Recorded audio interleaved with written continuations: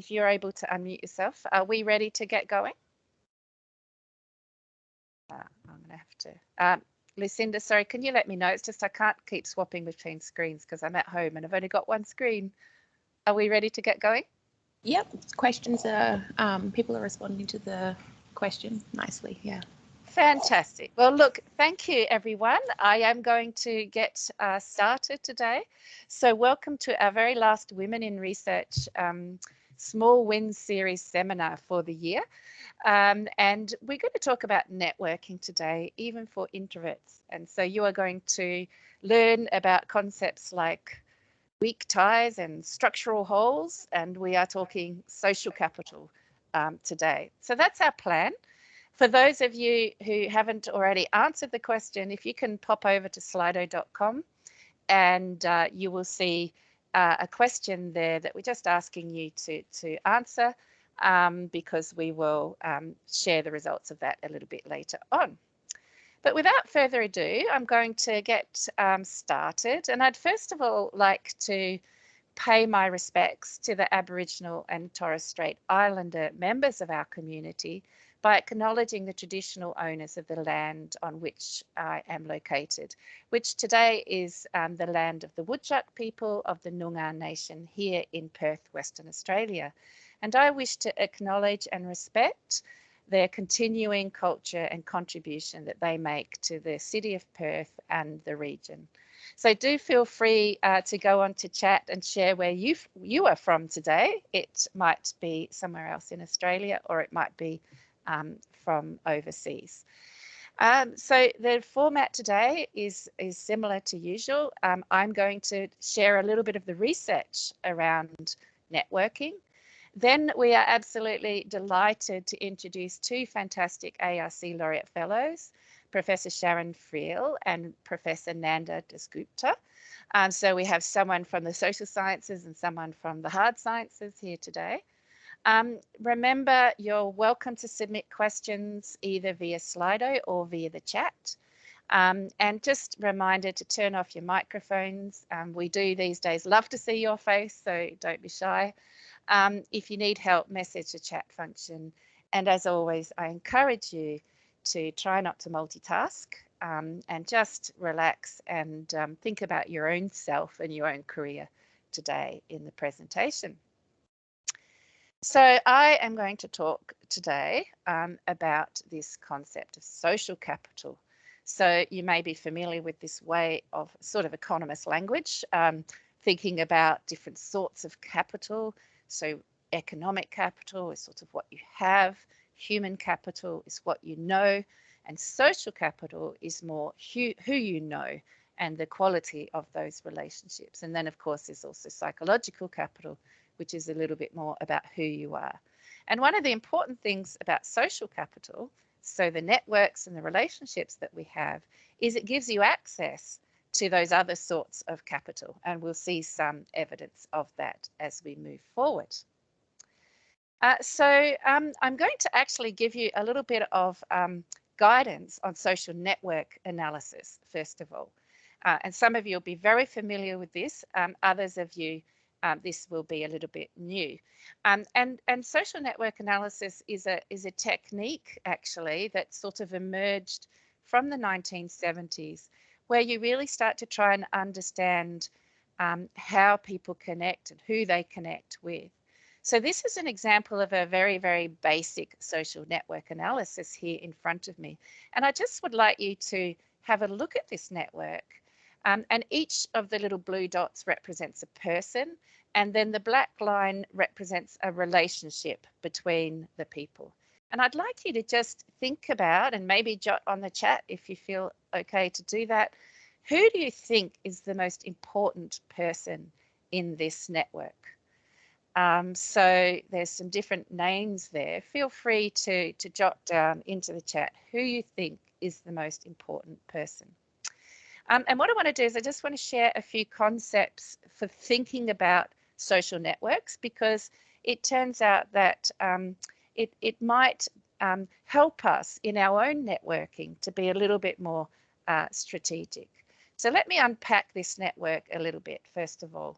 So with networks, we can look at how central someone is in the network. And you can see there that Diane is very central. So she has a lot of direct connections with everyone in the network there, whereas poor old Jane is very uncentral to this network. Of course, she could be central to other networks, but she's not central to this network. But then we can also look at this measure of what's called betweenness. And so this is more about, are you someone that almost influences the flow of information between different people or different groups? You might think of this as a sort of broker. So if you look now at the scores for betweenness, Diane is actually significantly lower, whereas Heather is much more high on this score of betweenness. So she is somebody who's almost brokering the relationship between Fernand and Diane and Garth and all those people on the left with Ike and Jane on the right. So that's another sort of measure. And then another measure that we can look at is sort of how quickly can you reach everyone in this network? So you can see here now Fernando comes to the fore because Fernando can actually very quickly, just in a small number of steps, get to everyone in the network. And I just share this with you because I think sometimes when we think about networks, we tend to just think about the number of connections people have. We don't think so much about what those connections are. And that's what I really want to encourage you to think about today. So I want to go a little bit further with this. And another concept that we can have and we can depict on a social network is whether you have strong or weak ties with the person. And on that figure there on the left, the weak ties are indicated by dotted lines and the strong ties are indicated by strong lines. So this is just acknowledging that you can have different levels of links with different people, different strengths. They can be close and strong, or they can be weak. You sort of know who they are, but maybe not know them very well. What this picture also depicts is this idea that different groups can have holes between them, or what is referred to in social network analysis as structural holes. And then this concept of brokerage. So here you see Robert right in the center there, really acting as a broker for those different network groups. And actually what the research shows, and I've looked at research in lots of different fields, that person, Robert there, can have quite some advantages in terms of access to those different networks. So for example, a study by Burt in 2004 showed that those brokers, so people who are connecting networks with each other, actually have better idea quality. And that probably makes sense because you can imagine that Robert, in this case, has got access to quite different sorts of information from those different networks, which will likely increase his innovation. Another study by Wang showed that if you're a person with a lot of weak out-group ties, you're going to be more innovative than someone who's got a lot of strong in-group ties. So again, if we look at James in that figure, James has got a lot of very strong in-group ties, but isn't really very connected out of the group. And what this research shows is that there is some value in having those connections that are not necessarily strong, so they can be quite weak. They can just be knowing someone and knowing what they know, but having more of those external connections. So what I want to do is I just want to share with you now 4 pieces of research that really sort of hopefully persuade you that some of this actually matters and makes a difference. So the first study that I want to show you is a study of, it's around about 450 people just from all different occupations. And what this study shows that if you've got lots of weak ties, so that's lots of those, not very strong, but just connections, you know lots of different people. And if you've got lots of ties between the structural holes, so that was the Robert example, so someone who's connecting up different sorts of people or different sorts of groups, then actually you end up having more contacts at both at higher levels and in different areas. And that gives you more access to resources, access to knowledge and information, but also access to that career sponsorship that we've talked about previously in the sessions. And that in turn actually drives career success. And in this case, that was measured by salary, promotions, and job satisfaction. So the interesting thing here is that it's about the breadth of those weak ties, and it's about having those more strategic ties that connect other groups that matter. Share with you another study, and this is by the same group of authors or similar group of authors, but this was actually looking at management professors, so academics specifically, and it looked over 8 years at their different sorts of connections. And these authors found, again, a similar sort of phenomena, that people who had a large number of different co-authors, so not just a large number of co-authors, they actually measured that as well, but it was having a large number of different co-authors. And who also had research field heterogeneity. So they were in different research fields within management generally. So, it might be, for those in management, it might be human resource type of stuff. It might be strategic sort of stuff. It might be org behaviour sort of stuff. But some diversity in their research fields. Those people were more likely to have more publications in high quality journals and overall be more productive. And the authors explained this in terms of this idea that if you've got more diverse ties, so because in a sense, a large number of different co-authors is like having a broad group of weaker ties, then that supports your knowledge generation. So it's a bit like that earlier study that showed that you've got more ideas if you're a broker. And then another finding was that if you also have strong, close ties in your professional network, then you are more likely to have more citations. And the way they explained this finding was that the other finding is really about ideas and breadth of perspective that you get from having diversity. But this finding was more, if you're really got some really good, strong ties in your professional network, then you're more likely to get that knowledge disseminated and translated. And the way they measured that was to say, think of 12 of your closest people in your network, and then how strong is your connection? And so the people that could think of, 12 really strong connections, they were the people that were having more knowledge transfer. Another example, and this is in a wildly different field, this is in steel research. You can see that I've gone all out here to find some different examples. And this was a study actually looking at new authors. And so the new authors are the blue people here, and then the red are existing researchers. So these are new people like PhD students and things that come. And what they were looking at is whether these new authors collaborate with existing authors. And the first observation is that there's not much, actually. Mostly the new authors are collaborating with each other, and mostly the existing authors are collaborating with each other. And there's just a few that are at the boundary. And they found that, well, who is it that's collaborating with these new emerging authors? And they actually found that, again, it's these people who have this brokering element, so direct connection to all other nodes in the network.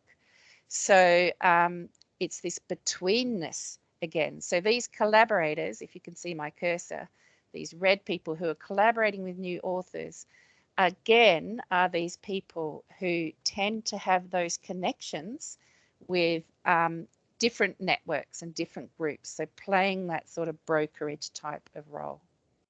The last one, this is in an even different field. This is wind power research. This actually is more about institutions and how they should network with others.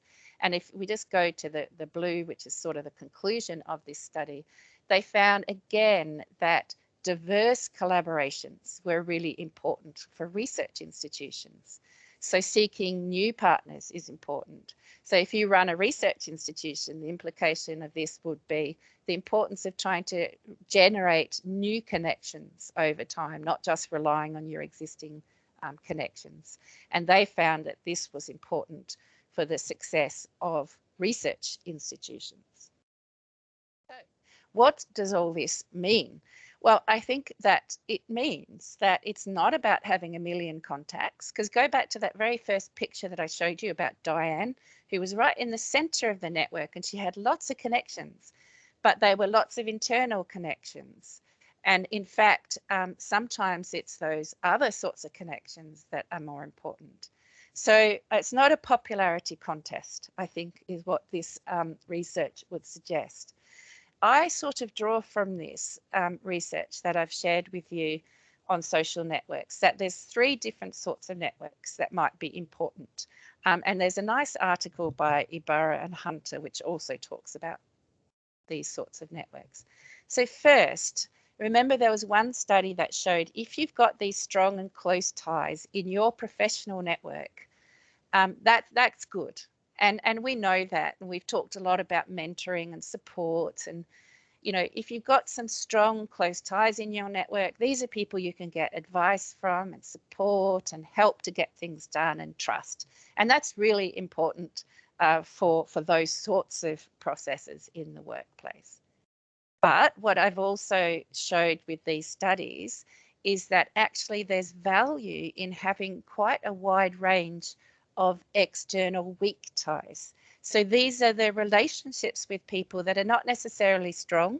You might not know them, you might not even trust them, but you know who they are and you know what it is that they know. And those sort of connections give you breadth of ideas, they give you diversity, they give you opportunities to learn new things, to connect in with new groups and so on. And then the third sort of implication that comes from that research that I shared with you is that there's some value in being someone who connects other people and other networks. So sometimes it's called brokering, sometimes it's called betweenness, but being that person in the network that is not necessarily connected with 1 million people internally, but is actually brokering or bridging the gap between other people and other networks. So what I would encourage you to do is to just do a little bit of analysis in your own networks. How are you on those 3 sorts of networks? And in a sense, what I'm suggesting that they're all important, but they give different sorts of value and different sorts of benefit. I'd also suggest it's possible to learn. So for those people who are feeling like they're not very well networked, they're not maybe strong on any of those networks, there was a really nice study of a networking intervention amongst young German academics by Spurk et al. And they showed that if you give people some network coaching, so a bit of the sort of stuff that I've given you, but over a bit longer time period, and also some more specific advice around how to build those networks, and you give people a bit of career coaching, then those people become over time more optimistic about their careers and more satisfied with their careers. So it's possible to learn. And I also want to now share with you another piece of research, and this is a study actually that looked at what predicts your salary as an academic and what predicts your career satisfaction as an academic. And you can see here in this purple ring, I've indicated that social capital is a significant predictor. Interestingly, not so much of your salary, but certainly of your career satisfaction. So people who are engaging in networking behaviours are more satisfied with their careers. You can imagine all sorts of things could explain that. The relationships you developed, the variety, the interest, and so on. You can actually also see mentoring support is important, and we've talked about that in other women in research sessions. So networking helps you to have a more fulfilling career, at least according to this research. What sort of networking behaviours did they measure? Well, this was basically the measure. So people who scored higher on these sorts of questions were more likely to have that career satisfaction. And that study was a longitudinal study, I believe, as well. So, earlier on, we asked you to answer a question. And in fact, it was one of these questions. It was this third question here that I've gotten myself introduced to people who can influence my career. And we deliberately asked you to think about that question because I wanted to share with you that if you scored high on that question and these other sorts of other related behaviours, then you're more likely to have that satisfying career. So have you? Just you can mentally ask yourself this as we go through. Have you built contacts with people in research areas where you'd like to work? So those new topics you might want to extend into, or your existing areas, but people in other countries. Have you built contacts with those people? Could you do that through setting up a symposium or just reaching out, sending your paper? I've networked with others so I could be involved in high profile projects. I've gotten myself introduced to people who can influence my career. These are probably particularly relevant if you're a more junior academic. I've talked to senior researchers at conferences and social gatherings. I've asked for career advice from people even when it's not been offered. And I've asked for feedback on my performance even when it was not given. So these are examples of the sorts of networking behaviours that can help you to build those networks that I talked about before, but also hopefully help you to develop an engaging career for yourself. I'm just going to give a couple more tips and then we're going to introduce our laureate guest speakers for today. So I guess what I'm suggesting is be proactive about your network building. So don't wait for the networks to come to you. Think about who or what sorts of networks you might be weaker in and you might want to build. So that's the point about being proactive, but also strategic. It's probably not just a scattergun, go out and meet everyone type of approach, but who would it be helpful to meet, and think about that. I also do want to say that competence and excellence really matter in all this. So sometimes I think when we talk about networking, people think that means it's only networking that matters. But of course, those other forms of capital are really, really important. And in fact, if you're competent and excellent, it's going to help you enormously in building networks. People are probably going to want to reach out to you if you've got that competence and excellence. So in getting you to think about your networks, we're in no way advocating that you do this instead of being competent and excellent. We're suggesting, I guess, that the two go together. Another tip is, and this comes from a book by Adam Grant called Give and Take, is that sometimes I think that we think that networking means asking other people for things and getting things from other people. But actually, networking can just as much be about you giving other people things as it is about you taking other things from those potential people in your network. So I just put, a little checklist here, and for some of you who feel uncomfortable networking, you may not think of these sorts of behaviors as networking, but they are, because they're building relationships. So when is the last time that you sent a thank you card or email, or sent a gift, or connected to people in your network who would benefit from meeting each other? Are you someone that goes, hey, such and such would be a great person for you to talk with, I'm going to connect you? That's brokering. That's a very powerful, important gift that you can give to other people. Have you sent an invitation to an event that someone might like, or sent them an article that might interest them, or acted as a referee, or arranged a group activity for members of your network? Have you nominated someone in your network for an award or prize? Again, a great act of giving. Have you referred someone? So, I don't want to do this research. It's not of interest to me, but you might try such and such. So that sort of referral. Invited someone to join an interesting event, given positive feedback, or other. There could be others. So I guess just remembering that it's not just about taking when you're building networks, it's about giving. And then the last one, and this is one that I've used successfully myself. If you're shy or if you're feeling uncomfortable, try volunteering for a role at an event, because if you're at a big convention, for example, and it's really overwhelming, but you volunteer to be one of the helpers, you're going to get to know the other helpers. It just gives you a role and a structure. So I used to actually do this when I had to network with my kids' school, because I wasn't particularly connected into the school, being a full-time worker.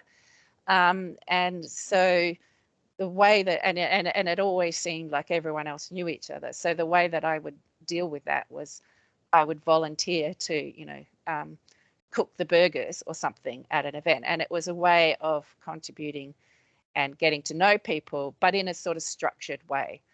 So those are my tips. And I'm now very, very happy to introduce two wonderful female Australian Laureate Fellows. And we'll first hear from Professor Sharon Friel. Both are actually from the Australian National University, which is fantastic. Thank you, ANU. Sharon is a Professor of Health and Equity and Director of the Menzies Centre for Health Governance at ANU. She is a social scientist. You can see she's a Fellow of ASA, but also a co-director of an NHMRC Centre of Research Excellence, so straddling that field between health and social science.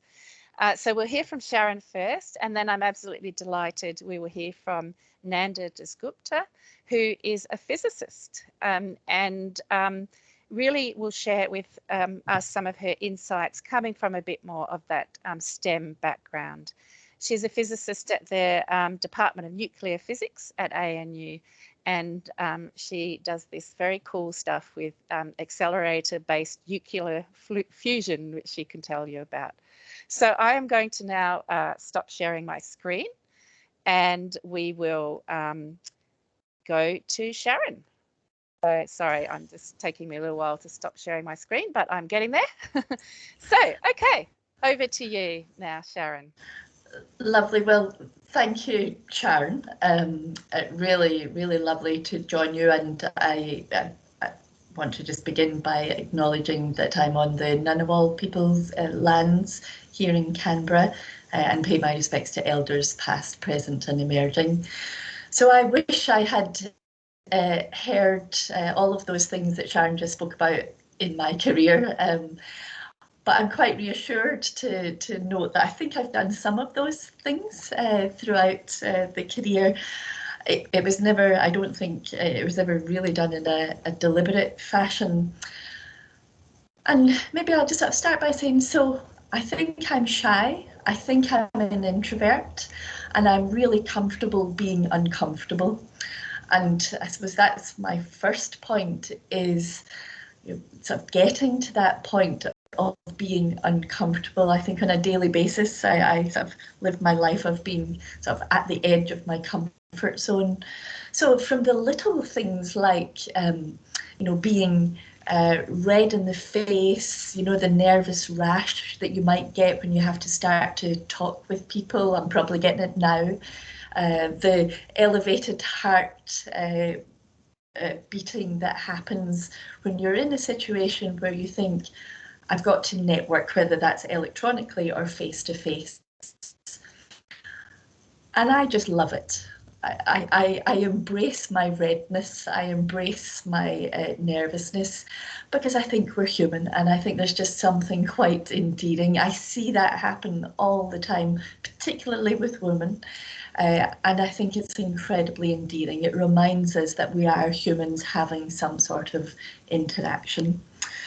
And I kind of say that before I give you sort of my sort of little journey of networking. I say that because in the processes of networking throughout my career, what it's made very clear to me is the type of person that I do not want to be. And I see networking happening all the time, which I frankly find quite vulgar, because it's simply about self-promotion. And I think, as Sharon has just beautifully laid out the importance of the reciprocity. Because if we're in this intellectual endeavour, you know, within the sort of the academic world, this intellectual endeavour, which to me is a collective endeavour, then the reciprocity is vital. So being very clear on who you want to be as an academic, but how that translates into the ways in which you network. So you're shy, you're clear perhaps about the sort of person you do or you don't want to be. You've embraced your sort of be that the edge of your comfort zone all the time. And I want to share an experience that I had, which was probably life-changing for me professionally. So I had the opportunity to work in the World Health Organization's big global commission on the social determinants of health.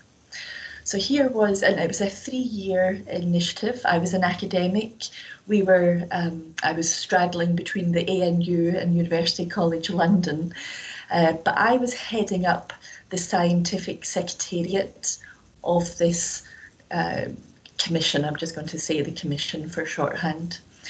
So this was us on the global stage, the opportunity to influence global policy, global health policy. Me as the head of the scientific secretariat, this was back in the 2005 was when I started it. I was mid-career, really.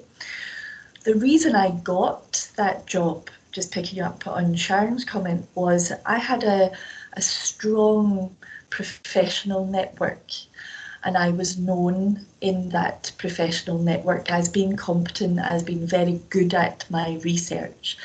And they reached out to me to engage in this role. So that was my reputation that helped me get to it. I was terrified because as the head of the scientific secretariat, this was me having to engage with politicians, with the UN system, with the world's leading academics, with global civil society organisations, with government departments all around the world. And I thought, how on earth am I going to pull this off? And the networking was crucial. So the networking and my ability and my desire to have those, again, those broad networks, as Sharon was saying, being able to know how to connect that person with that person. So in the Department of Health in Chile with someone in Kenya.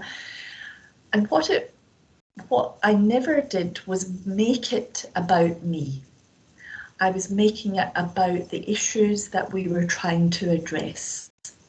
But what became very clear throughout that process was I was gaining respect, I was gaining recognition, I was gaining the trust by all of these different actors around the world. And that then really paid dividends for me personally, for my career, and for us to be able to achieve what we wanted to achieve in this Commission on the Social Determinants of Health. And I'll just give you a little example of how that came to help me. So I'm still doing this work, and I was at a meeting in Norway, and I was giving a talk about some of the work that we were doing. It was to do with urban health as part of this commission. So I was giving this talk, and I left and came back. I was in the airport, and a man was sitting next to me in the airport, and he said, "Oh, I think I heard you speak yesterday about blah, blah, blah." I said, "Oh, yes." He said, "I happen to be one of the managing directors for the Rockefeller Foundation, one of the biggest philanthropists in the world. And we would like to change our urban agenda. If I gave you $500,000, could you help us?" And I was like, oh, okay. But I give you that example of, so through the networking that I had done and had built the trust and had built the respect, I suppose, that moved me into a very prestigious position of being able to go to speak at this, it was the social Davos in Norway, which then gave me entry into a whole load of other networks who I have continued to research with today. That was back in 2005 to 2008. They're some of my collaborators today. So I think being open to the ways of engaging with different colleagues using the serendipity moments that occur. And then the follow-up, I'll just pick up on another comment that Sharon made, I think towards the end, the follow-up. So throughout all of my career, but particularly following on from that time in the WHO's commission, I learned that follow-up was vitally, vitally important. So I met such and such a person. I would just send a little email afterwards and say, I really enjoyed that meeting. Thank you very much. This is the sort of work that I do, or this is the sort of work that my team does. Might we share some of that with you? So not just immediately bombarding somebody with all of your publications or all of your thoughts. It was sort of asking them in that sort of reciprocal way, asking if they would like to hear more. Or a follow-up that said, gosh, I really enjoyed your comment on X, Y, and Z. We do something similar. You know, perhaps we could have a chat. I have to say I've done more of that through COVID because of it being electronic, and as somebody who's sort of introverted, I love doing it online. It makes it much. It's just a little email to say, I read something that you've done, or I've heard something that you've said. I really enjoyed that. It's similar to some of the stuff that we do. Can I follow up with you? And then something that I always tell colleagues, if you're sort of in a mentoring capacity, is by doing that, what you're doing is saying to somebody, one, you've got the energy, the wherewithal to reach out. I find that incredibly endearing. If somebody drops me I just think people are lovely. You know, like, what have you to lose by reaching out to somebody and saying, oh, I really enjoy your work, or I really liked hearing what you said, or could we connect? I just think that's a lovely thing. I've always had positive responses when I've done that with others. And so I've done much more of that through COVID online, and recommend that to all of my team to literally just reach out, and then it puts you on people's radar. So that's the other thing that I see then is, so I might have a research fellow position opening up with me, and I know that somebody has been sort of in my orbit, they've been reaching out to me, they've been sending me their publications, and I think that person's got energy, they're proactive, their work connects with our work. I'll get in touch with them, and I've done that on numerous occasions. So being in the orbit of others can be incredibly helpful. And then just my final comment, I think just in terms of time, is, which is also something that Sharon pointed to, is the asking for help. And it comes to that sort of, what sort of person, how do you want to network? I have gained incredible support and knowledge and ideas and help. I don't understand. I do a lot of work in policy analysis, and some of that social network analysis that Sharon was shown us. I didn't understand that to begin with when we started to do that in some of our work. I reached out to colleagues over in the US, the authors of the people that I was reading, to say I didn't quite understand that. They wrote back, they told me what they were thinking, and now we collaborate. So it opens up a possibility for collaboration. So my takeaway is it doesn't matter if you're sort of shy or introverted. I think it's just the recognition of that, and the recognition of there's so many of us like that, and it's just, you know, trying to be comfortable with it. Reaching out proactively is incredibly endearing and will pay dividends. And if you do have those serendipitous moments of opportunity, which do arise, well, serendipity, that's, you know, they arise when you're least expecting them, grab them with both hands, because the flow-on effect for your networks and your collaborations could be life-changing. So I might leave it there, Sharon. Thank you so much, Sharon. I think our series is all about small wins, so the small things you can do that make a big difference. And I think you've given 3 beautiful examples there. So thank you so much. Lucinda, do we want to jump in with one quick question to Sharon before we go to Nanda? Yeah, definitely. One of the questions that seems to have come up a lot in the submitted questions is more around networking events and how to manage the events. You said that you kind of embrace the red flush. Is there anything else that you do to kind of pep yourself up before those events? Yeah, so if you're an introvert, those events, you're thinking, oh my goodness, how do I just stay to the back of the room, potentially? Like, as I'd say, like, people, I just find people are lovely.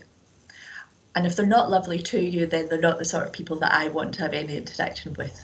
So if you do just kind of say, okay, I'm going to go over, just stand next to somebody in a quiet way. So that's what I do. I literally just go and stand next to a group. And the group dynamic, of course, starts to change normally. People widen out the space and they let you come in to the circle.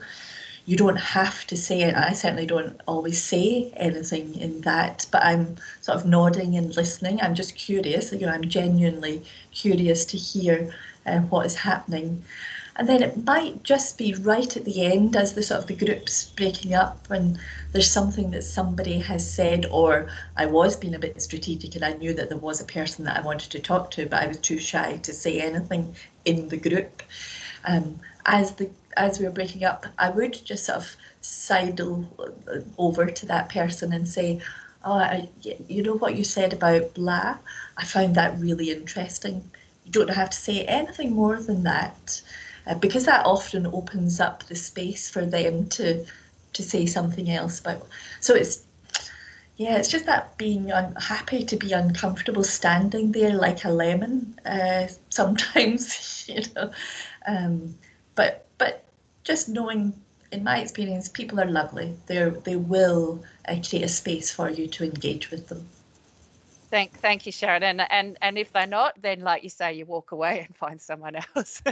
So thank you so much. Let's now introduce Nanda. And Nanda, I would love to hear your tips for networking. Thank you to both the Sharons. You have said almost all the key ideas in much more succinct way and nicer way than I could have said. Like Sharon, the second Sharon, I am from Nanawal country, and it is their rich heritage and the elders past and present and the coming generations that I would like to acknowledge. So let me pick up a few things which I think is the common thread. And again, I didn't have a formal networking sort of class, so to say. Okay, so and it is basically, who do you want to be like, in a way? That who are your role models in the field or in general? What are the qualities that you like? I think that is one major thing. And then it relates to what Sharon was saying, that who would you don't want to go and network with everyone. There are certain people you want to network, and you have to match with their, you have to respect them for who they are, not because they are just a networker, clearly. And identifying those people is important. Same for who would you want to be your mentor. It is the same. So it is that core values have to match at some level, or certain core values. It may not be the same set. And the other thing is, I completely agree that everyone gets nerves, and to keep it under control, the only way to do it would be to practice that conversation in your head a few times. So when you're doing it, it's not a new conversation because you have had it riding on your bike 10 times. When I meet this U-Butte person there who is a stellar person in your field, I'm going to say that reference was so, when I read that paper, it was so impressive because that key idea that you applied, I have practiced in my head, right? So it is not that scary. The other thing is, if one is not scared, you're not giving it your 100% in my view. I might have given the same talk or similar talk or similar area. You never give the same talk, but yeah, I would still, my knees would still be shaking. And when I say that to my students, even now, they will say, oh, you're going to be kidding. It's like, no, because I want to do my best. And if you are not worried at all, or your heart is not racing, you are not passionate enough about it to do your best, in my view. Okay, so now coming to networking, as I said, a lot has been said. So let me put in let me go to more practical ideas. So when I arrived in Australia about 30 years ago, I was the only person of my family here. I joined a department which had 42 men. I was the only person from the subcontinent. I think it was a very, very sort of European origin people. So there were a lot of things. The reason I'm saying it is there were some things there which were just completely made me stand out, not just because I was a woman, but there were other reasons too. And I didn't know anyone socially. I didn't know anyone professionally. I was straight out of my PhD. I got a job at the ANU. That's it. So I came here.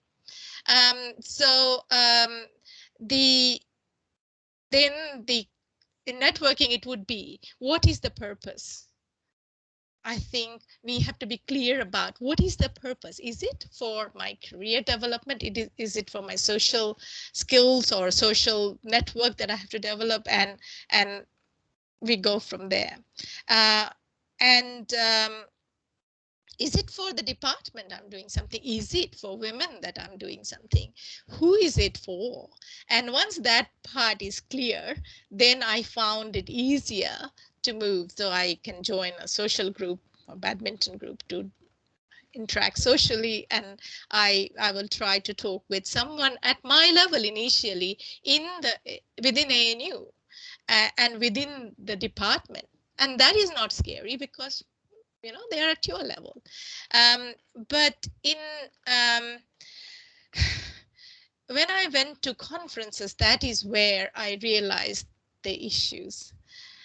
There are a lot of preconceived ideas, which are from social conditioning. When I would go, and I have told that to Sharon before, they would ask me, oh, so is it very cold in Australia? And it's like, yeah, it's winter, it has to be cold. But they would ask my male colleagues, so how is it going in the lab? And so they were being nice to me. They were not being hurtful, but it was just that social conditioning. And I quickly learned to bring it back to research very rapidly. So you say, yeah, it was a bit cold. Instead of getting, oh, why are you saying this to me and another thing to my colleague, just say, but it was so exciting, this experiment was happening and whatever. So bring it back to research, particularly for areas where women are a minority. because there is certain label that gets attached. Oh, she's very nice. Isn't she lovely? You know, it's like, no, I'm a good scientist. That's what you have to see first, right? I am a good person as well. That's good. But you know, that professionalism in because we are talking of research, let's say, so I'll focus on that. So I'll lead with research. And the other thing which is key is people like talking about themselves, about their work, their experience. And so that is the opening line. As Sharon has already said, I really like this about your research.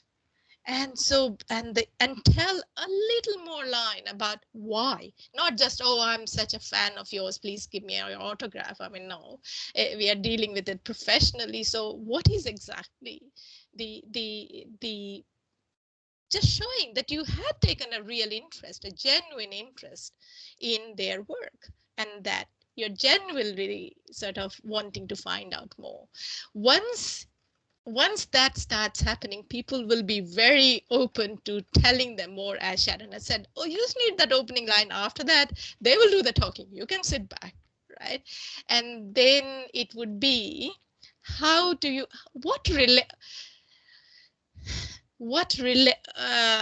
give a relationship to from their work to your work, and that's how you then bring your work in.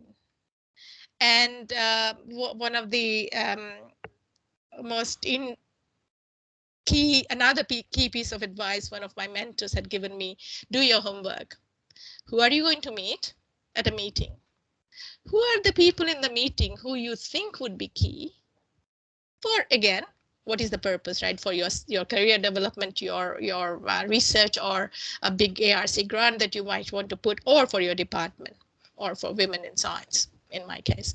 So, right, do the homework. Find out where they are from, what is their career path, because you might be able to latch on to something there and hence make that connection. So for example, from the Academy of Science, I was going to meet a politician, and we were talking about some thing which the Academy had put out, and I needed to make a connection, and I read up, and then I realized they are coming from a farming community in Queensland. And I said, you know, the farmers are having a lot of trouble with groundwater, and we have been doing this, and then suddenly there's this person says, oh, can I come and visit your lab?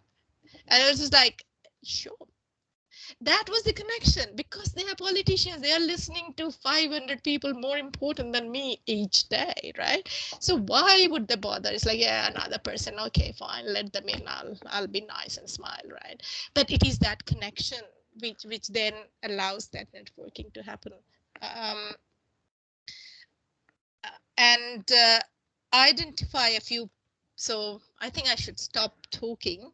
So I identify a few people before any meeting or conference. And this is, as Sharon had said, there is a connection, there is a certain reason, and what is the reason? Identify that, know a bit more about them, open with their research. They will come up with their ideas, and link then your research to their research. And I think then use their links. Saying, I was also interested in this area. Would you happen to know anyone in that kind of area who I could talk with? Because that's then, and could you give me an introduction? Because, you know, I'm sure they are very busy, but I would really like to, just a very directed question. The other thing I wanted to pick on, which has not perhaps been added, is what is the purpose? Because I find sometimes people coming up and telling me a huge detail about their research. It's like, yeah, so are you trying to educate me? Or what do you want from me? Because look, I have, you know, so read the room, but also understand what is the purpose. Is the purpose to get me to do something for them? And I'm continually now thinking, because they are going into such details, okay, where is my role? Where is my role? Where is my role? Because I have just met them 2 hours ago or an hour ago. If it was a scientific discussion, yes, we can go into detail, but not at the very start. And Thank you, Nanda. yeah, I think that's a really important point, isn't it? I've had that as well. People come up to me and start trying to ask me some really complex problem they're trying to solve, and you're in the middle of a huge room with 100 other people. It's like, no, it's not the right time. Yeah. So that's great. And the other thing I love about what you said is you sort of brought a theme that we've talked about quite a bit on the Women in Research series, which is the challenge for women to be both warm and competent. It's very easy for women to be seen as warm but not competent at the same time. And I love your strategy of bringing the research into the warm conversation as quickly as possible to establish that competence. So look, I'd love to just get one question from you, Lucinda, before we wrap up, that maybe both Nanda and Sharon might be able to respond to very quickly. We'll just have a few more minutes. Sure. I think one thing that came up a couple of times in the questions was around maintaining your networks, and how do you decide who do you stay in touch with and who do you kind of let drift off? So Nanda, if you would like to respond to that, that would be great. Well, in my opinion, you can't keep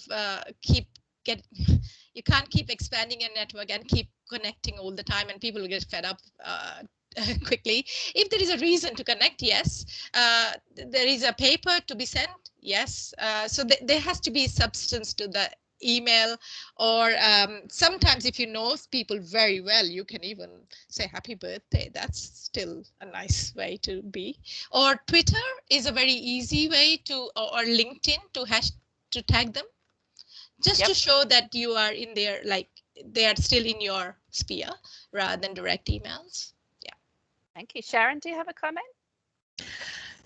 Just I do a thing. I send not a Christmas card, but an end of year email to my networks, really, just to say I'm thinking of them. Nice, excellent. Yeah. I think we've got time for one quick more question, Lucinda. Or did we want to have a look at the Slido? Oh, yes, let's do that. Sorry, we'll do that. Let's have a look at Slido. Thank you. Thanks for the reminder. I knew I could do it. Hopefully you guys can see my screen. I think it's coming. So actually, my computer's a little bit slow. Yeah, well, while it's coming, Lucinda. While it comes, I can talk through it if you like. Yeah. You can tell us the findings, even if we So we had 52% of the people agree. We had 48 responses, and 52% agreed that they had had themselves introduced to someone that can influence their career in the past 12 months. Oh, there we go. We can see it now. Go. Yeah, great. A little bit slow. And then some not agreeing. Yeah. Yeah, but it's an encouraging. Half of us are agreeing, so it's a good start. And those who disagreed, have a look back at the items. We always share the slides later. And it might be that you don't do this particular thing, but you're doing other things. But also you might be someone who's perhaps not being sufficiently proactive and strategic in your networking. And that's the point of this series, is just to, because none of us are perfect, is to always just be encouraging ourselves to, take those small steps towards a more fulfilling career. So guys, we literally have 1 minute left. I'm not going to share back our slides, but at this point I would just love to remind everybody that we want to continue the series next year. So if there are any topics you would like us to cover, or any different formats or anything, please don't hesitate to let us know. We're very receptive. And I will also at this point would love to thank the team that's been behind the series. And you can see Carol and Isabel and Sana, Lucinda, also Jess, who's not here today, but a wonderful team of women behind the series that I'd like to thank. Like to thank the people who come. We had more than 100 today, and every time we're getting more and more people interested. Thank you, because without you this would all be pointless. I really just want to wish you a wonderful festive season and a break. Remember, we're all burnt out and exhausted, so we need to have a break. And finally, I would just absolutely love to thank Nanda and Sharon for those brilliant insights. We always send out a little summary of the tips because there was so much in there that we will send that out. And remember everyone too that the session is recorded. You can share it with your colleagues and friends. Nothing else to say except have a wonderful rest of the day. And thank you everyone for participating, and thank you for all the lovely thank you comments that I can see up there. So goodbye everyone, take care. Thank you very much.